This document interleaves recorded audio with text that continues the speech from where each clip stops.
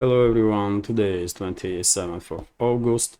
Now it's 9:30 in the morning Moscow time. I'm Levan Gudadze and this is my first update for a day in which I'll share all the main news that are making headlines in Russian media outlets and Russian language pages on different internet platforms.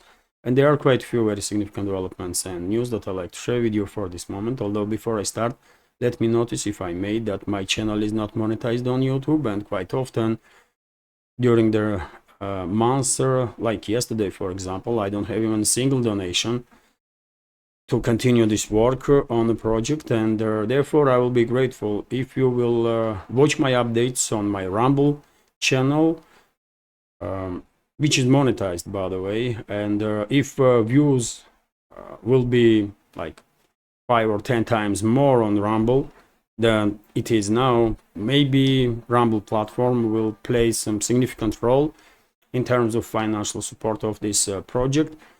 And please consider to subscribe to my Rumble channel. Also, links are under this video in description box and in the pinned comment.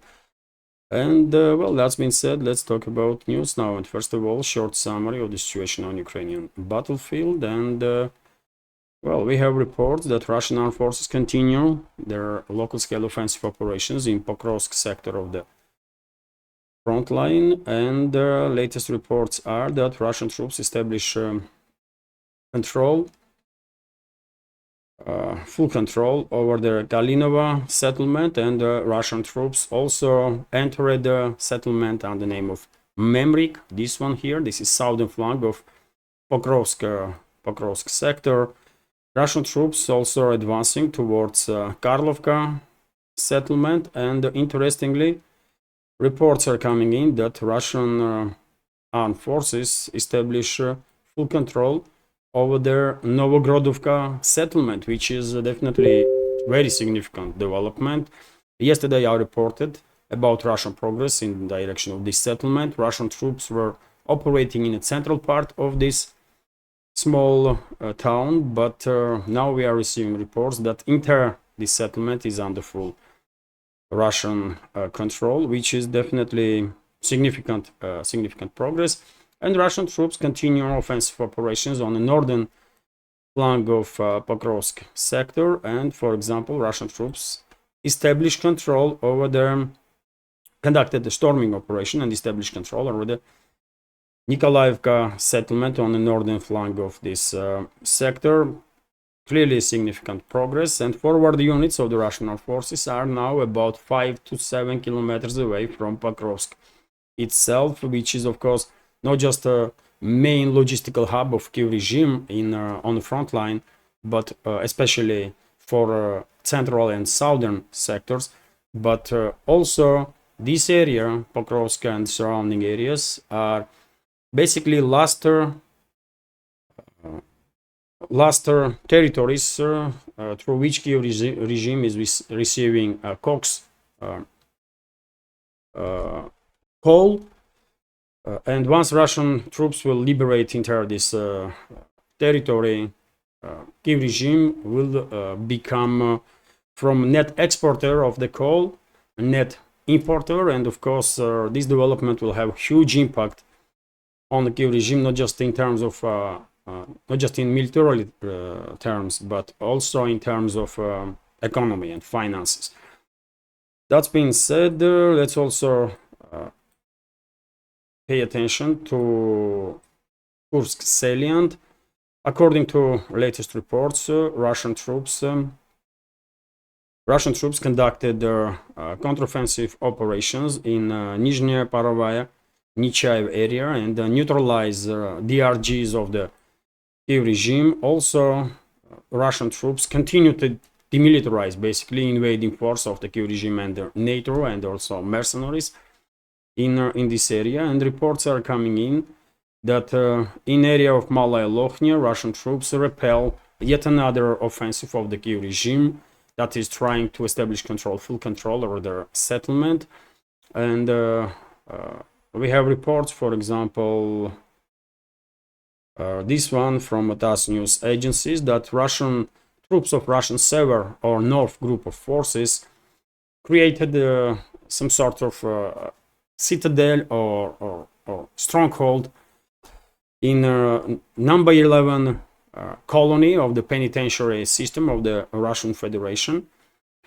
And Kyiv regime, during a number of attacks to establish control over this area, and this is this number 11 colony, by the way, Kyiv regime lost about 100 military personnel during the attacks on this stronghold of the Russian troops in Malaya Lokhnya area. And there are about a dozen of different type of military equipment, infantry fighting vehicles, armored personnel carriers, and so on. I know Kyiv regime is claiming that they have full control over the Malaya Lokhnya, but this is not the case. Kyiv regime's propaganda outlets simply are lying. Overall, by the way, Russian troops have operational control over their Kursk salient. Kyiv regime troops, despite all the attempts, by the way, to conduct maneuverable warfare, to conduct this mobile,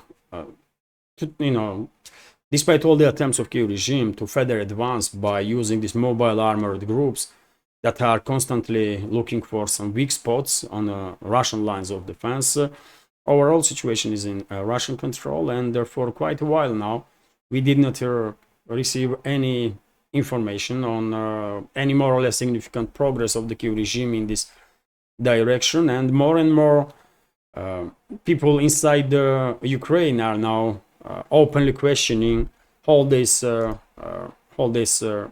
adventure of the suicidal adventure of the Kyiv regime when it comes to invasion of the Kursk direction, because everyone is realizing, or many people, let's say, are realizing that this is clearly a trap, and Russian armed forces demilitarizing last reserves from that Kyiv regime has.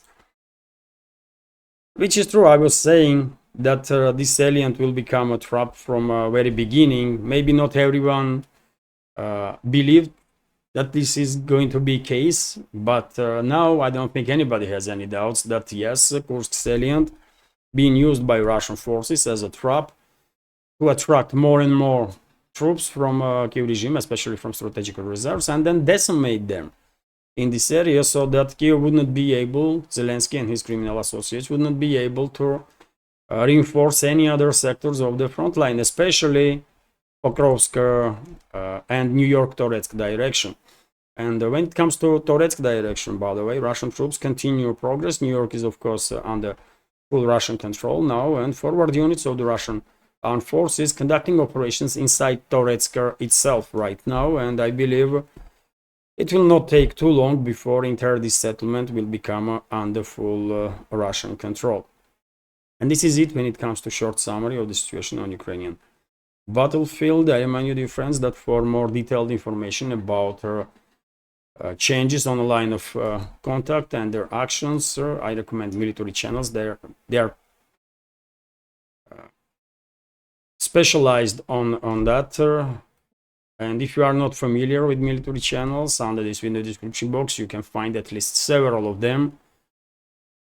And also, by the way, of course, I recommend channels of their Duran and hosts of Duran show, Alex Christoforou and Alexander Mercuris. They are providing also great analytics when it comes to developments in the zone of special military operation. And also, by the way, I have to mention, of course, New Atlas and Brian Berletic. He does great updates also, and I'm quite sure a vast majority of our community is familiar with names and channels that I just mentioned.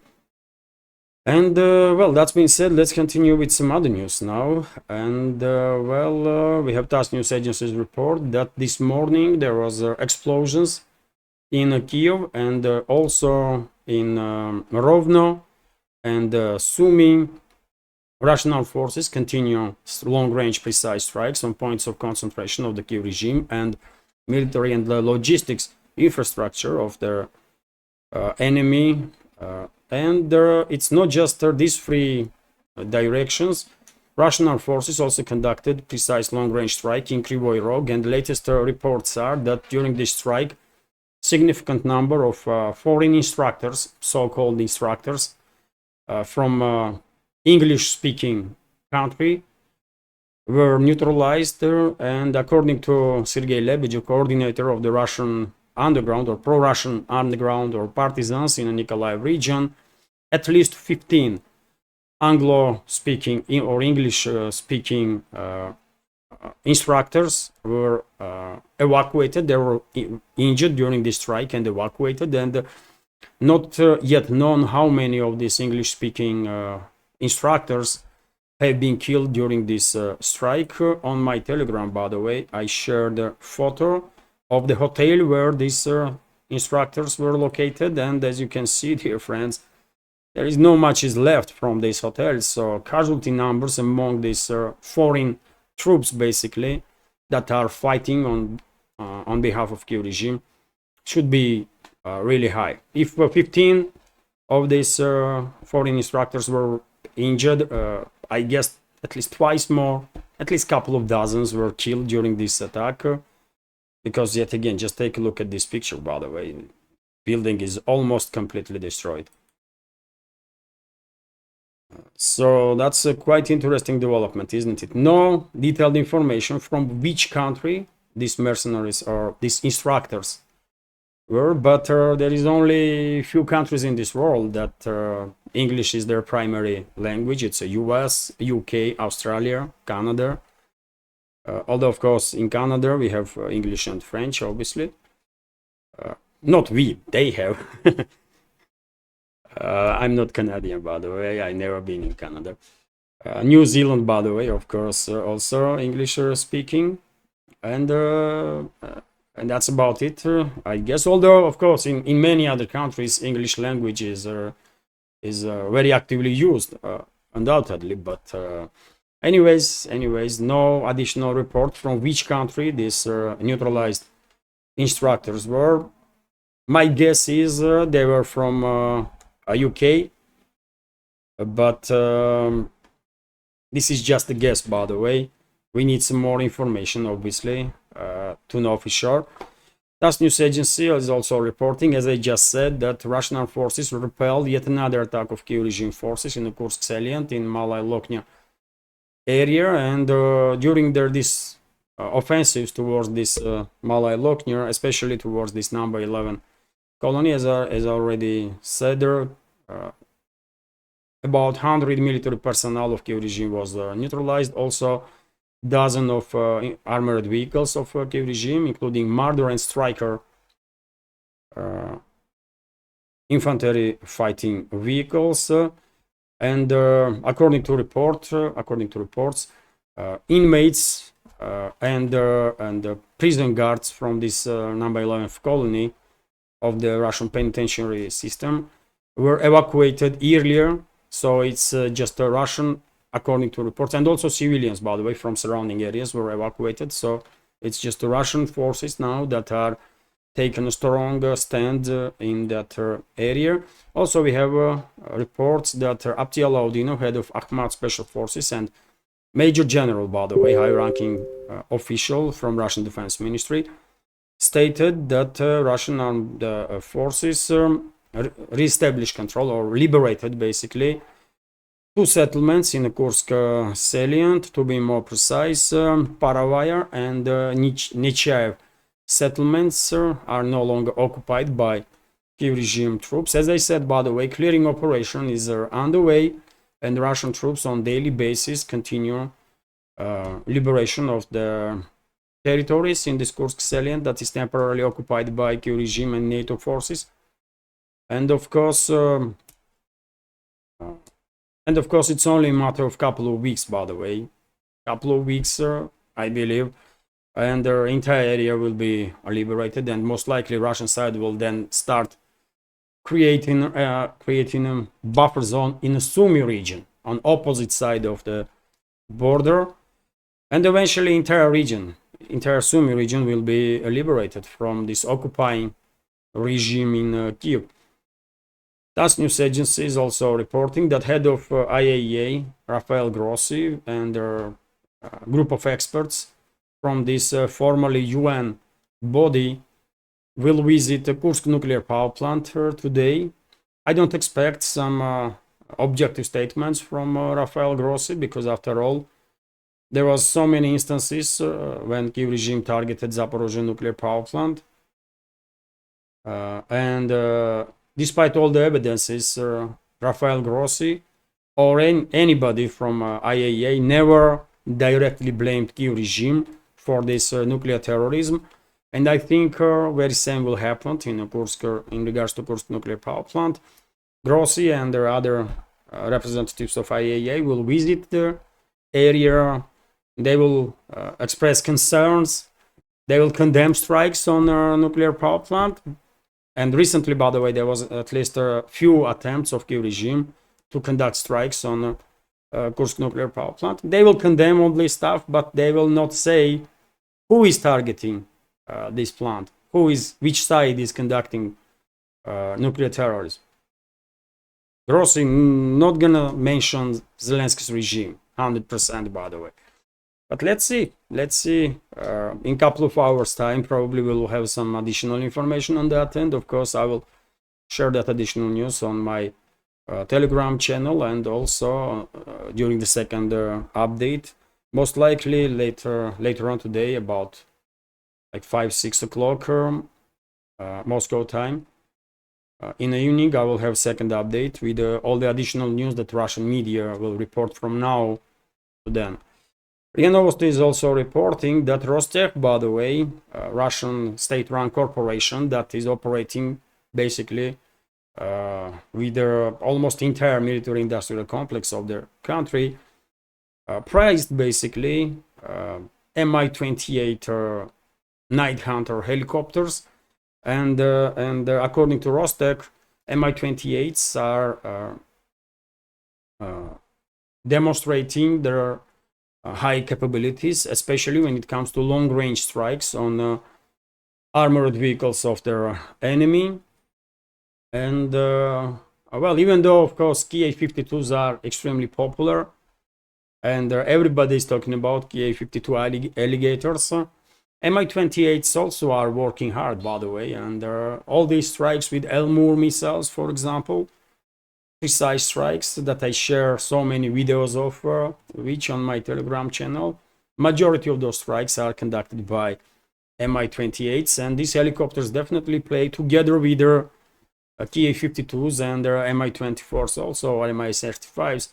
They definitely play key role in destruction of their, first of all, military equipment of their enemy forces. So definitely Mi-28 is very capable helicopter, maybe not as popular as Ki-52, but they are still very capable, that's for sure.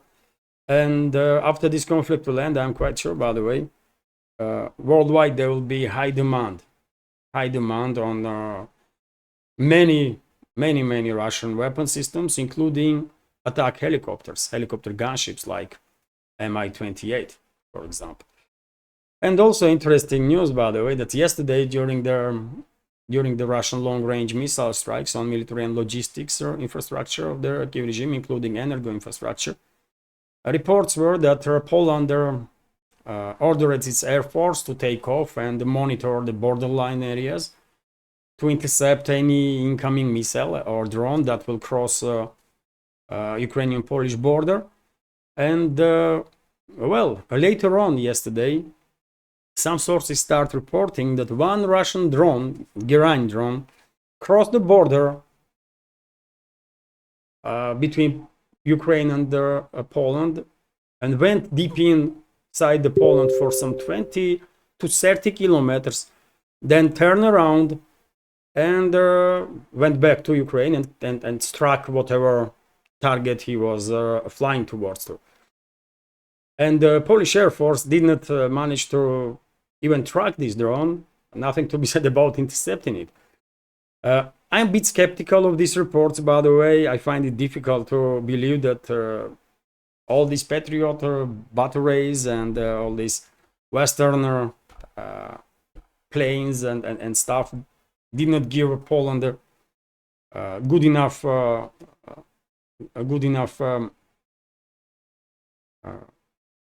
understanding of their situation, or good enough capabilities to monitor their Polish airspace. But I don't know, anything is possible, and many channels are now mocking Polish Air Force and their defense systems. How come that they were unable to track and intercept even this extremely low, very low speed Geraint drone? By the way, it flies like maximum 150, 200 kilometers in an hour speed, maybe a bit more, but it's nothing extraordinary for sure. And yes, many many channels are mocking now Polish Air Force. How come that they were unable to intercept this drone? But yet again, I'm not convinced that this incident really had happened. I'm absolutely not convinced in that, because I mean, to track Geraint drone is not that difficult really. So what kind of air defense systems Poland has, and what kind of fighter jets that they were unable to deal with this issue? I don't know. But anyways, that's the news that is circulating, by the way, on in Russian segment of internet, and I think you might find it interesting to also learn about it. But yet again, I'm skeptical that this is the this incident really took place, because why would Russia direct drone into Polish territory and then back to Ukraine or Kyiv controlled territory? I don't know. So therefore, probably this is a mistake on part of military experts that are claiming that Russian drone crossed the border with Poland. Anyways, maybe we will find out some more information on that. Maybe Polish defense ministry will comment on this issue. I don't know. But anyways, before I continue, dear friends, let me take a couple of minutes and advertise this small media project of mine. And as many of you already know, these channels that you know are this project basically is completely subscriber funded, and I will be immensely grateful if you will also consider to support my work and these channels, this project, with a small donation through PayPal or Boosty, or by subscribing to my Patreon page, on which I have some extra content on regular basis, including new program, by the way, behind the scenes, and I already published episode of that and that program. And community on Patreon was very kind in feedback.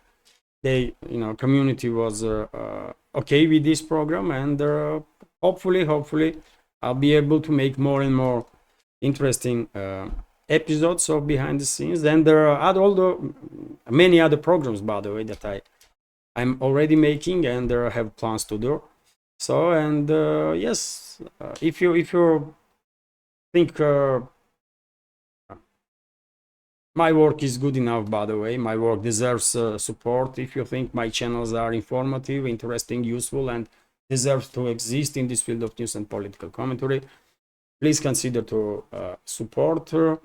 All the links are under this video in the description box and in the pinned comment. And if by chance, by the way, some Russian businessman is watching these updates, well, maybe you should consider to, I don't know, do some advertising of your business on my channels.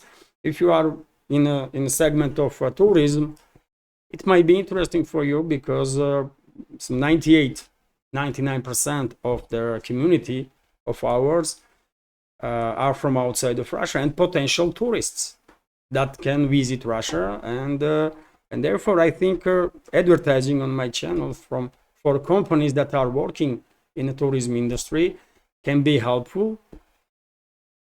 So yes, unfortunately right now I don't have no advertising. As I said, by the way, project is completely subscriber funded, and when there is days like yesterday when I don't have even a single donation, it definitely makes me question my work. Am I good enough to continue this work? Maybe I should do something else. It's nerve breaking, really, because you are so dependent on community support. And this is full-time job, by the way. When you are doing this job, you have no time for nothing else, really. It's that demanding.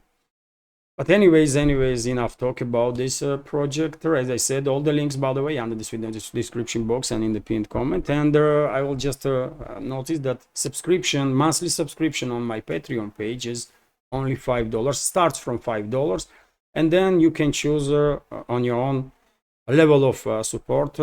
You can leave $5 as long as you like, or you can increase a level of support to up to 10, 20, 50. It's up to you. Anyways, let's continue now. RIA Novosti is reporting that according to Turkish media, intelligence services of the Turkey and Syria are planning to conduct negotiations in a relatively short time. And this news is interesting because Ankara is clearly seeking to rebuild relationships with Damascus nowadays. There was many attempts. Ankara even asked Moscow to mediate, basically, and help Ankara to rebuild these relationships. And it's good, by the way. Of course, Damascus will find it difficult to trust Erdogan's government because of the extreme hostility of the Turkey towards Syria for over a decade now. But I mean, things change, times are changing, and of course it is in interests of the both countries to have at least good working relationships. So therefore, I'm quite sure Moscow will do whatever it can to bring Ankara and Damascus closer, and hopefully two sides themselves will work on this, and it will benefit both countries. RT is also reporting that President of France Macron commented on arrest of the CEO of Telegram Pavel Durov. French President Emmanuel Macron has denied any political motive for Saturday's arrest of the Telegram's founder and CEO Pavel Durov in Paris.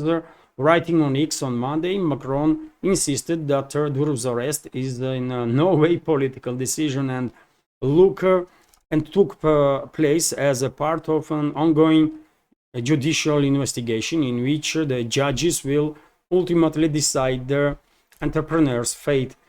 Well, I don't know if even Macron believes in this crap, man. Of course not. No one believes in anything that comes out from Paris nowadays. Macron is a total joke and disgrace for France. I mean, disgrace for the France, by the way. And entire elite of the France is total disgrace, by the way, for Fifth Republic and for all of humanity. Let's be clear here. I mean, they are criminals, Nazi sympathizers, terrorists. That's what they are. That's what they are, by the way. Their actions speak volume. And if you have any doubts, just analyze actions of the leadership of France and all the other countries of the collective West, and you will have all the answers that you need. Of course, nobody believes in these statements. Everybody is quite sure that this is a purely political action, political prosecution, and this is attack not just on the Telegram and Durov himself, but also on all the platforms and all the CEOs or administrators behind the platforms, and the strong warning that they can be next. I mean, it is what it is. RT is reporting that Toncoin cryptocurrency fails 90% after Durov's arrest. Telegram's cryptocurrency Toncoin has failed in prices by nearly 19% following the arrest of the platform's founder and CEO Pavel Durov. Russian Business Daily Vedomosti reported on Monday, citing data from their Binance cryptocurrency exchange. Well, I just recently learned, by the way, that there is a Toncoin cryptocurrency of the Telegram, and I'm gonna be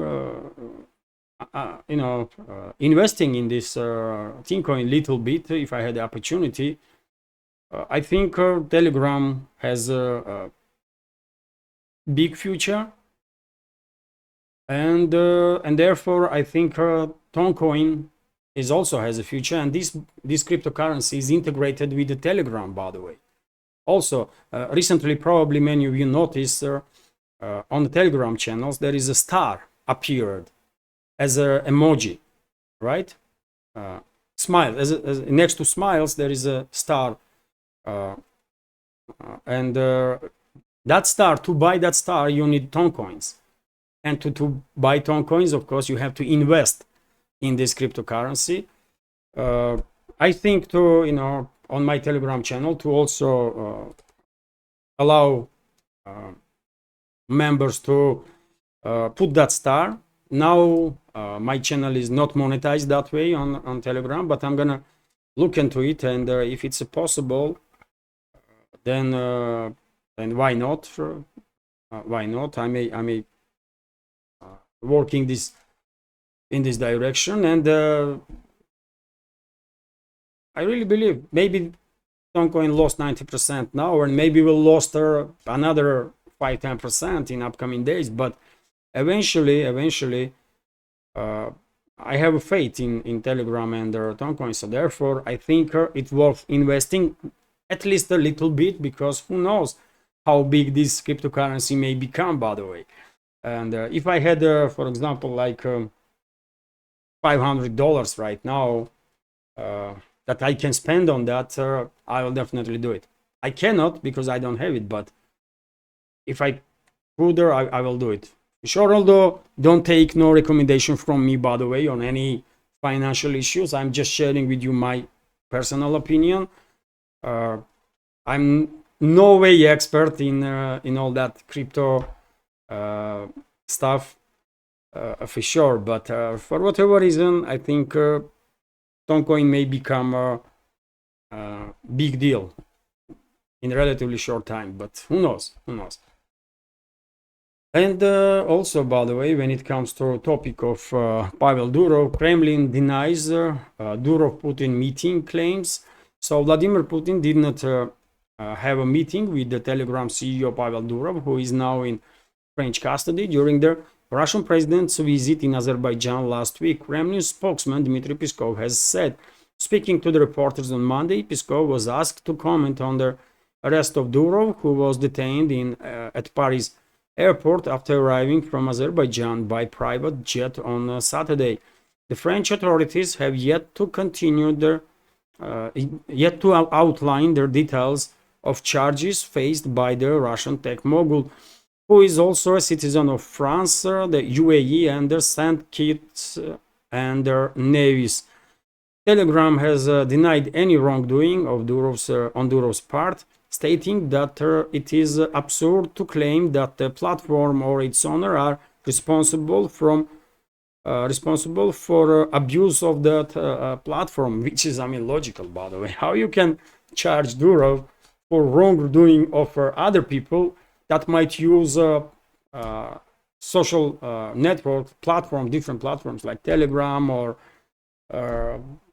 WhatsApp or whatever, you know? How are you gonna charge CEOs of that platforms or administrators for wrongdoing of other people? I mean, this does not make any sense whatsoever, right? But tell this to French authorities, man, or to Western ruling class. They think they can do anything they want, and unfortunately, in many cases, they act exactly, you know, that way. But times when Western ruling class was acting, you know, with impunity, is about to end. So that, at least that is good. So yes, there was rumors, by the way, is not it, that Pavel Durov wanted to have a meeting with the Russian president. That's why he was in Azerbaijan. But yet again, Peskov denied these claims, these rumors that are circulating on the internet, and well, I cannot confirm or deny any of it, by the way. Obviously, we have official statement on topic, and that's about it. Durov's side did not make any statements on that at all for now. And I guess, dear friends, this is it. Hopefully you will find this update interesting and useful. And if so, please click that like button and leave some commentary just about anything, any topic you like. This is the only way we can at least try to deal with the algorithm and reach wider audience. And as I mentioned, if you like my work, if you want to support, you can do it. All the links are under this video in the description box and in the pinned comment. This is it for now. Have a great day and take care.